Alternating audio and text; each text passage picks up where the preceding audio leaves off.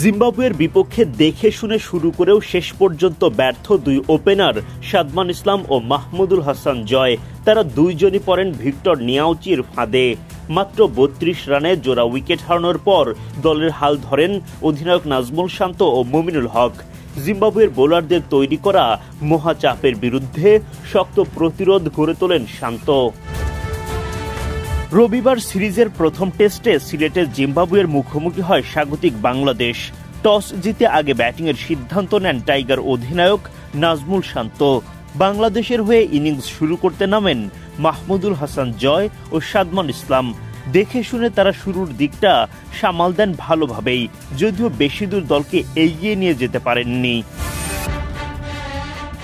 ইনিংসের নবম ওভারে বিপদে পড়ে যায় বাংলাদেশ।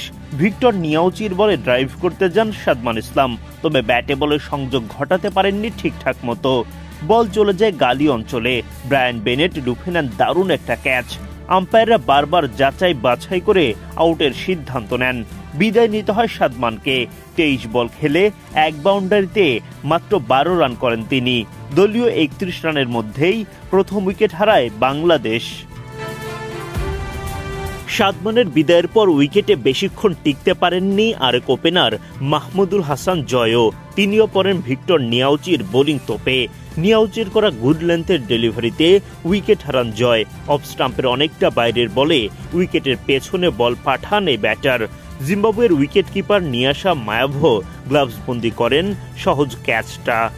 ৩৫ বলে ২ বাউন্ডারিতে মোটে ১৪ রান করে সাজঘরে ফেরেন জয়। দলীয় ৩২ রানের সময় দ্বিতীয় উইকেট হারায় বাংলাদেশ।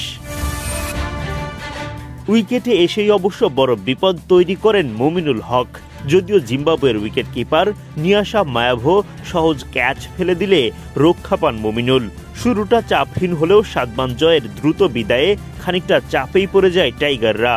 তখন দলকে সঠিক পথে ফেরানোর লক্ষ্যে লড়াই চালিয়ে যান মুমিনুল ও অধিনায়ক নাজমুল শান্ত।